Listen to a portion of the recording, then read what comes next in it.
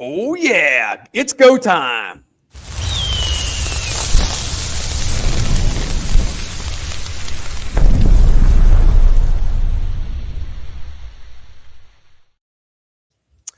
Oh, yeah. Monday Madness is here, but today is all about LinkedIn.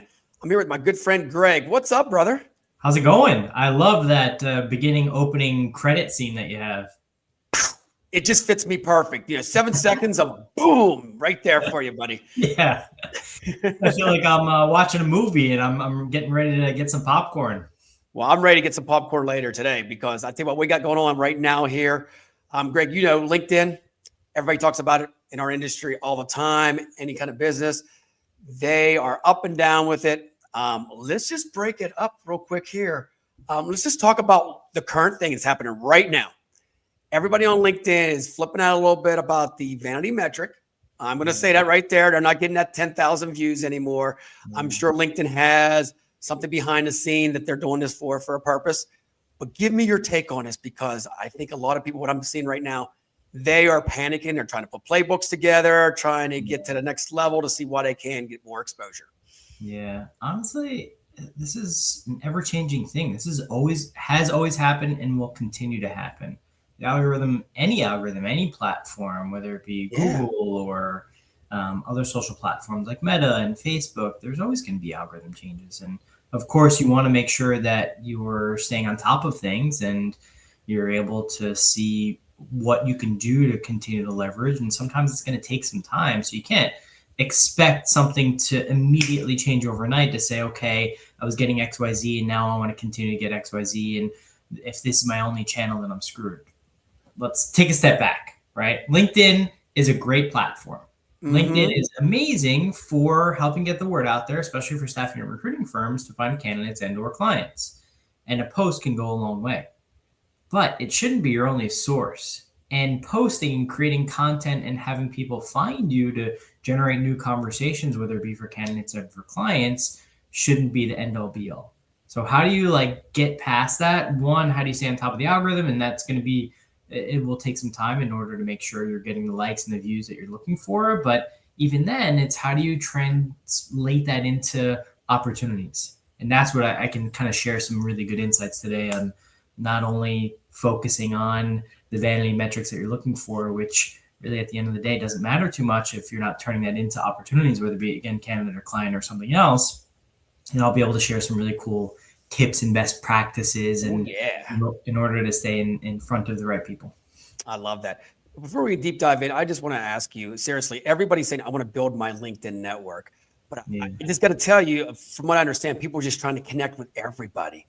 Can you break that down for that 2-minute thing that, you don't have to add everybody that, and just to spread that everywhere. So you have 10,000 people, which you don't even know half of them. So I think I have a lot of connections. So I was a culprit of that as well. I have probably 15,000 connections, but let's be honest, at the end of the day, it doesn't mean anything.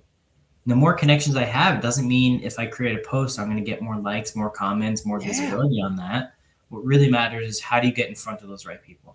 And how do you create good, meaningful conversations of those connections that you have? And there are some benefits of having first-degree contacts. They automatically become new followers. So anytime you create content and put it out there, there's a better chance, as long as you have a good algorithm, of getting seen. And there's a lot of people in the industry that are quote-unquote gurus on LinkedIn, and they create a lot of lead magnets of comment X below and send all the information.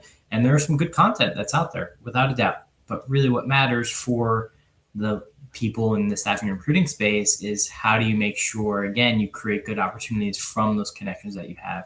And you have to roll up your sleeves. It's going to take more time and effort to get in front of these people. Exactly. So hopefully it helps explain your question a little bit further. You know what? Something else before we share the screen here is, can you tell people out there when they connect with you within 2 minutes, do not send you a link and let's try to sell you something. Come on, Greg. Break it down, man. Our approach actually is we send a lot of connection requests, but we wait before sending any messages because you want it to come off natural and organic, and you want to visit somebody's profile, take a look at their background, and then kind of send the type of message that you want to be sending. But I normally wouldn't add notes to the connection request because that's when it automatically gets a message added to any outreach that you're doing. Got it. All right, brother. You ready to share your screen and let's deep dive in? Yeah. So before I share my screen again, your kind of focus of today's topic is vanity metrics on LinkedIn and the changing algorithm. But what can you do to move past that? And I think I took a lot from this book called Never Eat Alone. And the idea is, how do you relationships, staffing recruiting is all about relationships. Probably in professional service-based businesses, one of the biggest businesses about creating relationships, and how do you nurture that over the coming 20, 25 years. So this is relevant for anybody that's just starting out or people that have been in the industry for 30 plus years. And one snippet that I took away from that book that I thought was most impactful is called the fringe list.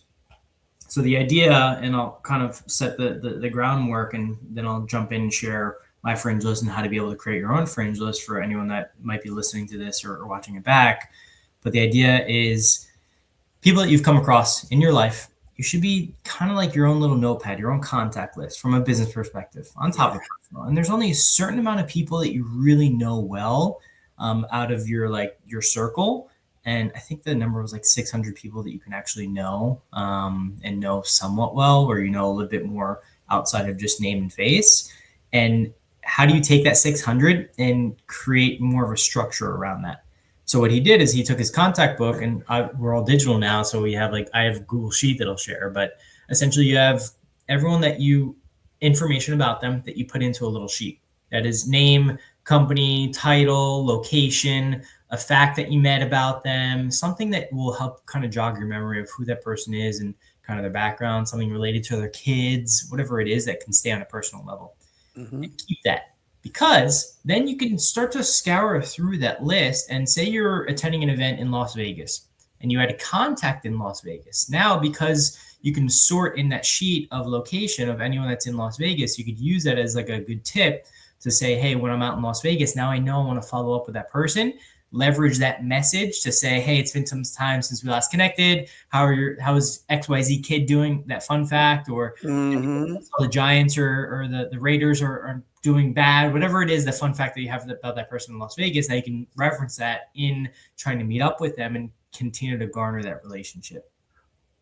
You just killed it right there, man. It's all about, being personal too. Learn stuff about them. And you know what? You summed it up, Greg, because once you start talking about football, like I love football. So at that point, you're just building a bond, there. I mean, you got that relationship building. It's not even about the sell. It's about, okay, now they can trust you now because now you can talk about something they're interested in, and you are too. Exactly. And for staffing and recruiting folks, whether it be contingent, retained, executive search, RPO, it's all about relationship, no matter how you pitch it. EOR, staff aug, the whole 9 yards, right? It's all about. You know what's funny, real quick, is we say relationship building. Can you just seriously, I laugh about it. So many people try hard to say, I got to build a relationship. I got to be authentic. Doesn't that just come off? I mean, come on, Greg. I just say, damn, I'm just raw and real all the time. Right. I mean, it's all about just staying in touch with people. You can't expect the expectation of trying to get business right away. You have to kind of throw that out the window, right? Because it's not always about the right time of when someone would have need and you're building that relationship. So if you can twice a year stay in touch with people to make sure that you're able to obviously keep up with those opportunities, so when it does come, you're first of mind, that's the way you should approach it. So that's what I think of in building a relationship. If you meet someone at a conference one time, how do you just touch base with them twice a year on different pieces? Or if you're going to visit a specific location or something happens with their sports team that gets you to be able to reach out, that's what staying in touch really means, and building that relationship, as opposed to always reaching out. Hey, any needs? No, they're going to say, hey, F off. I don't want to talk to you again. Right. 100%. And you said that. You could have said the actual word if you wanted to, by the way. It's my podcast, dude. The 4-letter word, I say it all the time. But all joking aside, you're so true. And then something else I like to elaborate on is comments. When you comment on people's stuff, that's what it's about. Just not a like. Can you explain that, Greg, that you got to go more than just say, hey, awesome. You start engaging with these people that you love. I'm more of a direct message type of person. So if I can get a number or a LinkedIn message to somebody or an email to stay top of mind, that's more my personal preference to be able to continue that relationship. But commenting on LinkedIn, staying top of mind, I know a lot of people like yourself are really good at that. And that is a good way to obviously stay in touch and stay top of mind. Yep. And keep that shark emoji everywhere, right? There you go. That's your It brand. is. I love it. I love it. I wouldn't be able to do it. I'd probably do something terrible, not as creative as you. They'd be like, "What's Greg doing now? What's wrong with him?" Yeah, it'd be like a random soccer ball or something.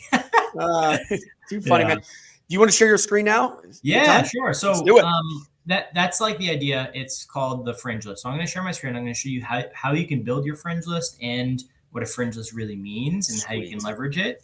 So let me go ahead and share my screen here, and I'll be able to give a better idea of what this looks like. And again, if anyone has any questions, they could always reach out to me. So here's an example of my fringe list. So you can see like all the different connections that I have, and I'm not going to go through, but there's only like 200 people on this list. I have first name, last name, profile link, job title, company name, email, phone, etc. So I'll reach out to these people via phone or email or a direct LinkedIn message if I have it there to make sure I'm able to keep an eye on what is coming up, but also make sure I'm staying top of mind. So when I built this list, the first way that I built it, because I didn't know where to start, I actually went to Sales Navigator, and because everyone that I meet, I connected them on LinkedIn. It's part of my process, and I do recommend that for people that are active on LinkedIn. That's going back to that LinkedIn algorithm. How do you directly message them and connect with them as opposed to just waiting for the algorithm to change to generate those type of opportunities? So one trick that you can actually do is if you did connect with everyone that you meet on LinkedIn after an event or in person, whatever it might be, you can come here and you can actually click your contacts, connections. So you just would click first degree connection. Then once you have this list, say you even want to create more filters, there's only specific types of people. So you have like 14K results. So I have a lot of connections. You can create your own filters on top of that to only follow up with certain people. And essentially what you want to do is you want to take this list and then download it as a CSV. And there's a variety of other tools that you can use to be able to download that contact list as a CSV and then upload it into like a Google Sheet that looks like this. But essentially, once you do, then you can create other filters like post on LinkedIn in the past 30 days to make sure you're only reaching people that are active.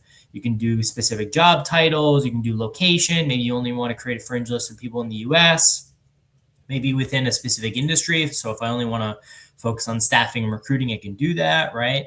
But in general, you want to take this list and then download it.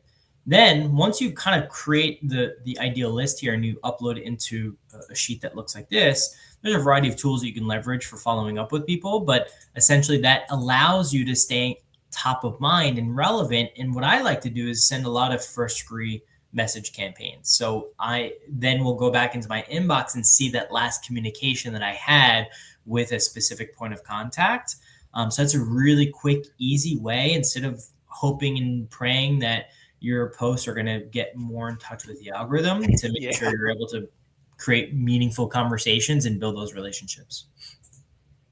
I like that. And you know what? That's one big thing is follow up. I think that's something that we lack in our industry. Follow up. You forget, Greg, you're like, oh, okay, do I respond to this person or not? I mean, and then personalize.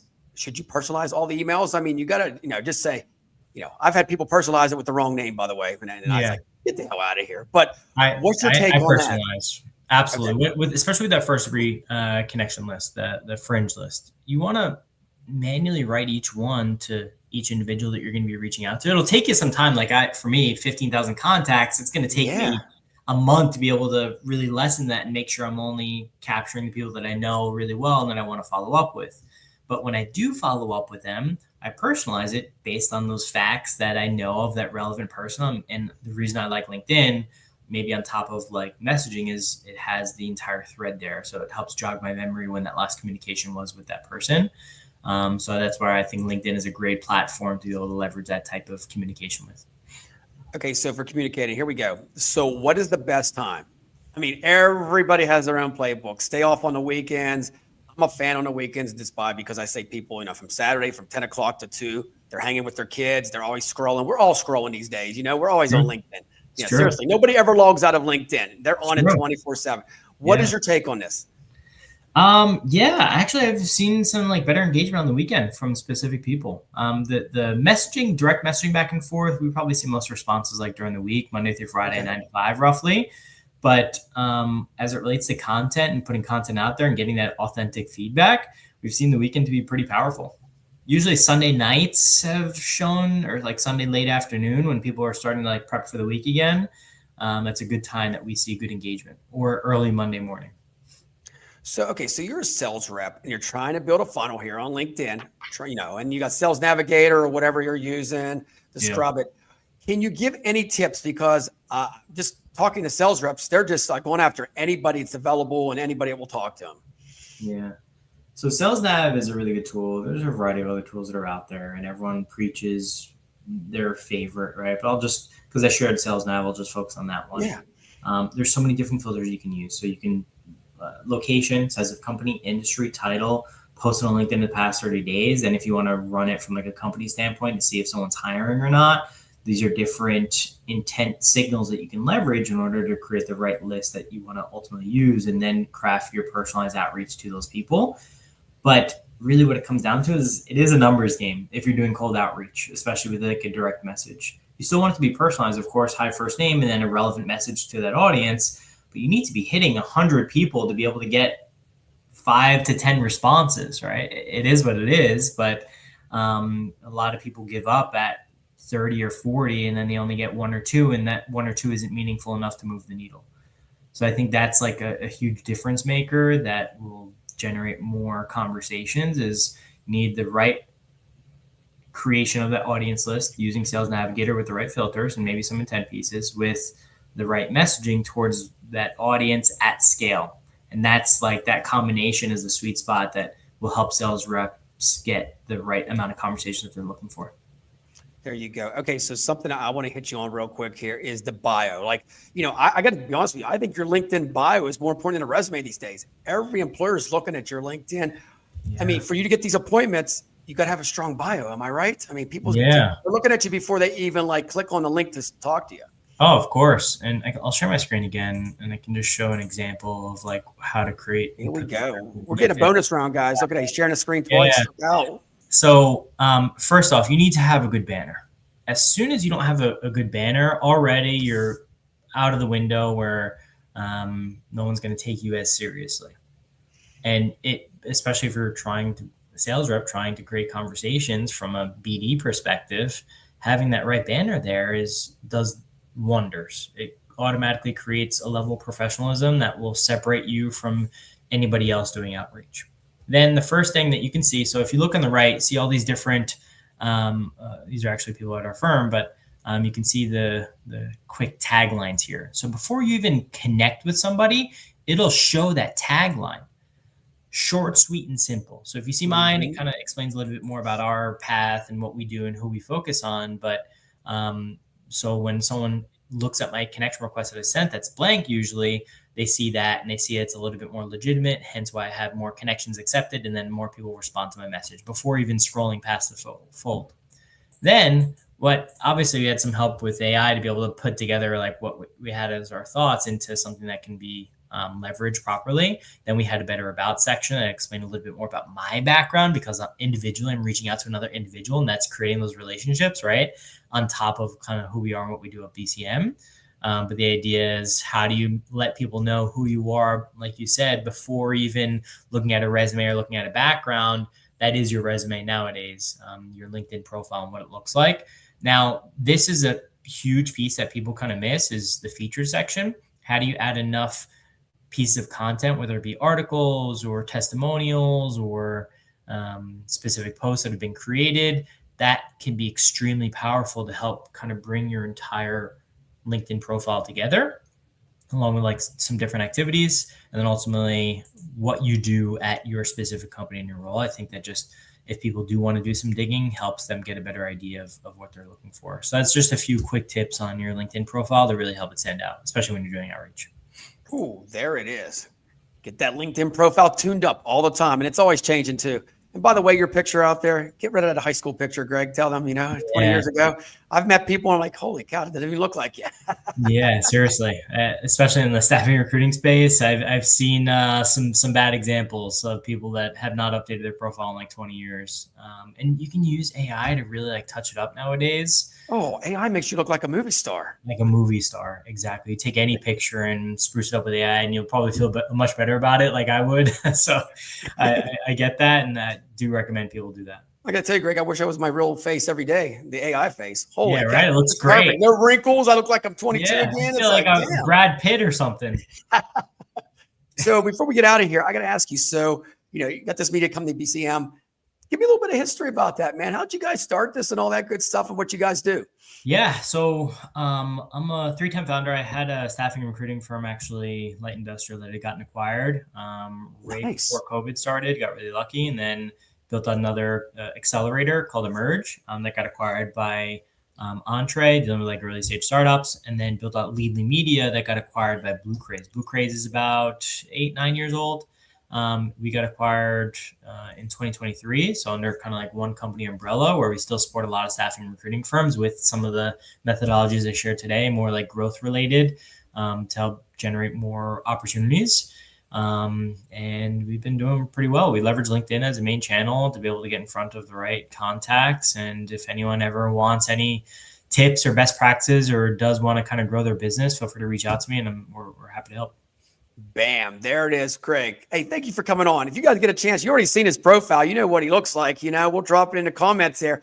Connect with Greg. He'll reach out to you, and he's honest and raw and real, man, because I don't have anybody on my show. It's going to be bogus, man. So I got to tell you, Greg, thanks a lot for coming on, man, giving us some insights and tips because, at this day and age with LinkedIn, I got to tell you right now, everybody's like, oh, like just walking on needles and stuff like that. Me, I'm just loving it. It's just, you got to ride the LinkedIn wave. Is that what it is? Like a surfboard? Yeah, seriously.